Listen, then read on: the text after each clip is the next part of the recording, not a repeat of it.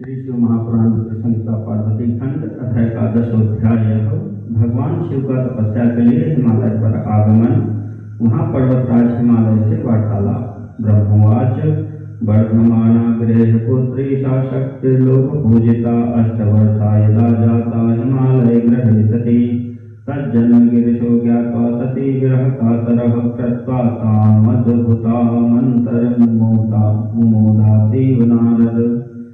ब्रह्मा जी बोले, हिमालय की वह लोक पूजित पुत्री पार्वती उनके घर में बढ़ने लगी। जब 8 वर्ष की हो गई तब हे नारद, उनका जन्म हिमालय के घर में जानकर सतीश के विरह से दुखी हुए शंकर जी सतीश की इस अद्भुत लीला से मन ही मन अत्यंत प्रसन्न हो उठे।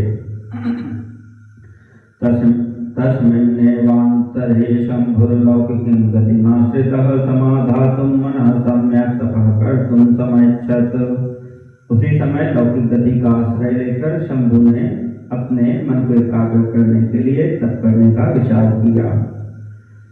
कांचित् गणवरान् शान्तानन्दादीन् वग्रह्य च गंगावतारंगमध्यं वत्प्रस्थमुत्तमम् यत्र गंगा निपतिता पुरा ब्रह्म पुराश्रुता सर्वाघव विनाशाय पवनी परमामुने। नदी आदि कुछ शांत श्रेष्ठ पार्षदों को साथ लेकर वे हिमालय के गंगावतार नामक उत्तम शिखर पर गए।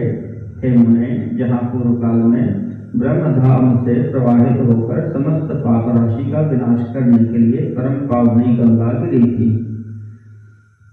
तपः प्रारंभं करोत् स्थित्वा तत्र वशीधरः एकाग्रं चिन्तयामास समात्मानं तन्द्रितः। चेतो ज्ञानभवं नित्यं ज्योतिरूपं निरामयं जगन्मयं चिदानन्दं द्वैतहीनं निराश्रयं। जितेंद्रिय हर ने वहीं रहकर तपस्या आरंभ की। वे आलस्य का त्याग कर चेतन ज्ञान स्वरूप नित्य ज्योतिर्मय निरामय जगन्मय चिदानंद स्वरूप द्वैतहीन तथा आश्रय रहित अपने आत्मभूत परमात्मा का एकाग्र भाव से चिंतन करने लगे। हरे ध्यान परे तस्मिन् प्रमुखा ध्यान तत्पराः अभवन् केचित् परे नन्दिर्भृङ्ग्यादयो गणाः।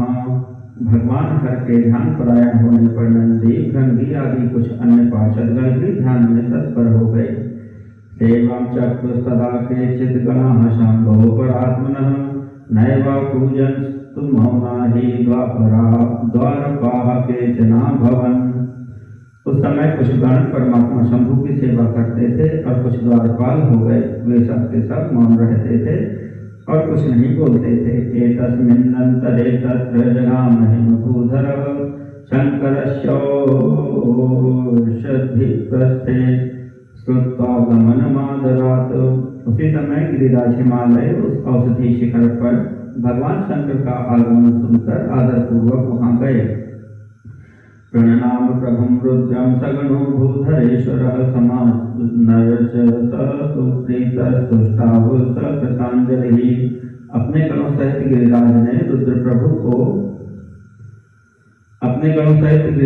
प्रभु रुद्र को प्रणाम किया, उनकी पूजा की और अत्यंत प्रसन्न हो हाथ जोड़कर वे शिव जी की स्तुति करने लगे। हिमालय उवाच देव देव महादेव कपर्दिन शंकर प्रभो त्वयैव लोकनाथेन पालितं भुवनत्रयम्।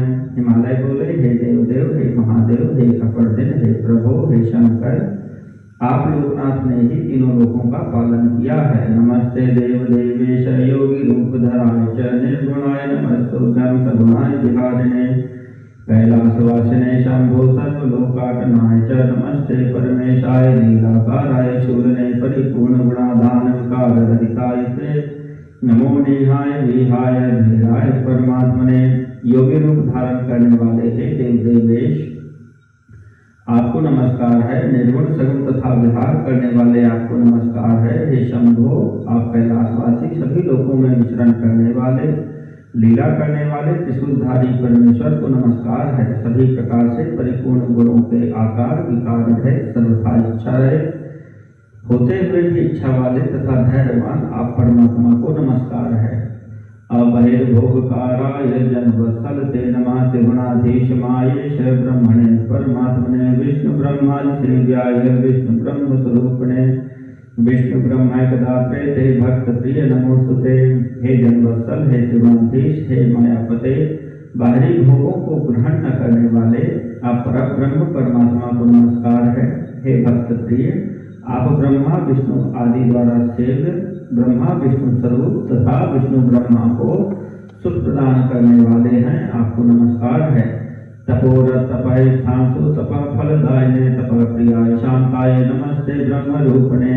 हे तपोरत, हे तपः स्थान, आप उत्तम तपस्या का फल प्रदान करने वाले, तपस्या से प्रेम करने वाले शांत तथा ब्रह्म स्वरूप हैं, आपको नमस्कार है। व्यवहार कराय लोकाचार कराय ते सगुणाय परेशाय नमस्तु परमात्मने। व्यवहार तथा लोकाचार करने वाले आप सगुण परेश परमात्मा को नमस्कार है। लीला तो महेशाना विद्या साधु सुख प्रदा भक्ताधीन स्वरूपोति भक्त वश्यो ही कर्म कृत। हे महेश्वर, आपकी लीला को कोई नहीं जान सकता और यह साधुओं को सुख देने वाली है। आप भक्तों के अधीन स्वरूप वाले तथा भक्तों के वश में होकर कर्म करने वाले हैं। मम भाग्योदयादत्र तमागते प्रभो सनातन कृतवान् मां त्वं वर्णितो दीनवत्सल अद्य मे सफलं जन्म सफलं जीवनं मम अद्य मे सफलं सर्वं यदत्र त्वं समागतः। हे प्रभु, मेरे भाग्य के उदय होने से ही आप यहाँ आए हैं। आपने मुझे सनात कर दिया, इसलिए आप दीनवत्सल कहे गए हैं। आज मेरा जन्म सफल हो गया, मेरा जीवन सफल हो गया, आज मेरा सब कुछ सफल हो गया जो आप यहाँ पधारे हैं। ज्ञात्वा मां दासमव्यग्र मां ज्ञान देहि महेश्वर तत्सेवां च महाप्रीत्या कुर्यामहमनन्यधि। हे महेश्वर, मुझे अपना दास समझकर निसंकोच आज्ञा दीजिए, मैं अनन्य बुद्धि होकर बड़े प्रेम से आपकी सेवा करूँगा। ब्रह्मोवाच इत्याकर्णवशस्तस्य गिरीशस्य महेश्वर किञ्चिदुन्मील्य नेत्रे च ददर्श सगणं गिरिं। सगणं तं तथा दृष्ट्वा गिरिराजं रसध्वजः उवाच ध्यानयोगस्थः स्मयन्नेव जगत्पतिः।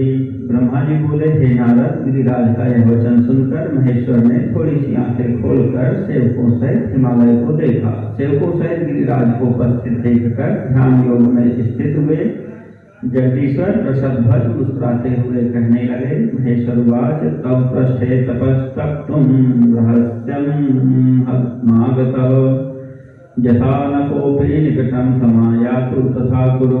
महेश्वर बोले, हे शैलराज, मैं आपके शिखर पर एकांत में तपस्या करने के लिए आया हूँ। आप ऐसा प्रबंध कीजिए जिससे कोई भी मेरे निकट न आ सके। तम महात्मा तपोधामा मुनीनां च मत्सदाश्रय देवानां राक्षसानां च परेखां च महात्मनां। आप महात्मा तपस्या के धाम तथा मुनियों देवताओं राक्षसों और अन्य महात्माओं को सदा आश्रय देने वाले हैं। सदा वासो विजादीनां गंगापूतश्च नित्यदा परोपकारी सर्वेषां गिरीणामुधिपः प्रभुः। अहं तपश्चराम्यत्र गंगावतरणे स्थले आश्रितस्तव सुप्रीतो गिरिराज यतात्मवान्। आप ब्रिज आदि के सदा निवास स्थान गंगा से सर्वदा पवित्र, दूसरों का उपकार करने वाले तथा संपूर्ण पर्वतों के सामर्थ्यशाली राजा हैं। हे गिरिराज, मैं चित्त को नियम में रखकर यहाँ गंगावतरण स्थल में आपके आश्रित होकर बड़ी प्रसन्नता के साथ तपस्या करूँगा। निर्विघ्नं मे तपश्चात्र हेतुना येन शैलः सर्वथा हि गिरिश्रेष्ठ सुयत्नं कुरु साम्प्रतम्। हे शैलराज, हे गिरिश्रेष्ठ, जिस साधन से यहाँ मेरी तपस्या बिना किसी विघ्न के हो सके उसे इस समय आप सर्वथा यत्न पूर्वक कीजिए। ममेदमेव परमं सेवनं पर्वतोत्तमं स्वगृहं गच्छ तत्प्रीत्या तत्संपादय यत्नतः। हे पर्वत प्रवर, मेरी यही सबसे बड़ी सेवा है। आप अपने घर जाइए और उसका उत्तम प्रीति से यत्न पूर्वक प्रबंध कीजिए। ब्रह्मोवाच इत्युक्त्वा जगतान्नाथ तूष्णीमास तसूतिकृत गिरिजाजस्तदा शंभुं प्रणयातीतं ब्रवीत। ब्रह्मा जी बोले, हे नारद, ऐसा कहकर सृष्टिकर्ता वे जगदीश्वर चुप हो गए। तब गिरिराज ने शंभु से प्रेम पूर्वक यह बात कही। हिमालय उवाच पूजितोऽसि जगन्नाथ मया त्वं परमेश्वर स्वागतेनाद्य विषये स्थितं त्वां प्रार्थयामि किम्। हिमालय बोले, हे जगन्नाथ, हे परमेश्वर, आज मैंने आपका स्वागत पूर्वक पूजन किया है, यही मेरे लिए महान सौभाग्य की बात है। अब मैं अपने देश में उपस्थित आपसे क्या प्रार्थना करूं। महता तपसा तम ही देवैर्यत्न परास्थितैः न प्राप्यसे महेशान स्वतम स्वयं उपस्थितः। हे महेश्वर, बड़े बड़े यत्न का आश्रय ले लेने वाले देवता लोग महान तप के द्वारा भी आपको नहीं पाते, वे आप स्वयं उपस्थित हो गए हैं। मत्तोऽप्यन्यतमो नास्ति न मत्तोऽन्योऽस्ति पुण्यवान् भवानीति चमत्पृष्ठे तपसे समुपस्थितः। मुझसे बढ़कर कोई सौभाग्यशाली नहीं है और मुझसे बढ़कर कोई पुण्यात्मा नहीं है जो आप मेरे पृष्ठभाग पर तपस्या के लिए उपस्थित हुए हैं। देवेन्द्राधिकं मन्ये स्वात्मानं परमेश्वर सगणेन त्वया गत्य कृतोऽनुग्रह भावहम्।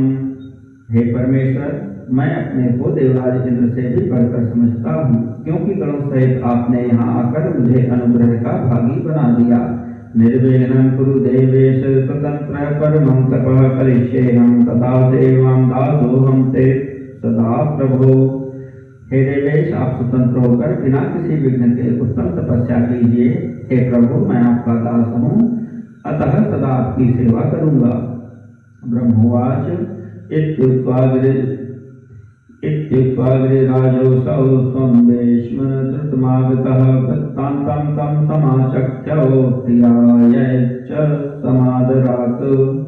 ब्रह्मा जी बोले, हे नारद, ऐसा कहकर वे गिरिराज तुरंत अपने घर आ गए और उन्होंने अपनी प्रिया को बड़े आदर से वह सारा वृत्तांत सुनाया। नियमानान् परिवारान् स्वगणान् अपि नारद समाहूयाखिलान् शैलपति प्रोवाच तत्त्वतः। तत्पश्चात शैलराज साथ जाने वाले परिजनों को तथा अपने समस्त गणों को बुलाकर उनसे भली भांति कहने लगे। हिमालय उवाच अद्य प्रभृति नो यातु कोऽपि गंगावतारणं मच्छासनेन मत्प्रस्थं सत्यमेतद्ब्रवीम्यहम्। गमिष्यति जनः कश्चित् तत्र चेत्तं महाकलं दण्डयिष्ये विशेषेण सत्यमेतन्मयोदितम्। हिमालय बोले, मेरी आज्ञा से आज से कोई भी गंगावतरण नामक मेरे शिखर पर न जाए, यह मैं सत्य कह रहा हूँ। यदि कोई व्यक्ति वहां जाएगा तो उस महादुष्ट को विशेष रूप से दंड दूंगा, यह मैंने सत्य कहा है। इति तांस नियम्याशु स्वगणान् निखिलान् मुने सुयत्नं कृतवान् शैलस्तं शृणु त्वं वदामि ते। हे मुने, इस प्रकार अपने समस्त गणों को शीघ्र ही नियंत्रित करके हिमवान ने विघ्न निवारण के लिए जो सुंदर प्रयत्न किया उसे आपको बता रहा हूँ, आप सुनिए। इति श्री शिव महापुराणे द्वितीयायां रुद्र संहितायां तृतीय पार्वती खंडे शिव शैल समागमन वर्णनम नाम 11अध्यायः।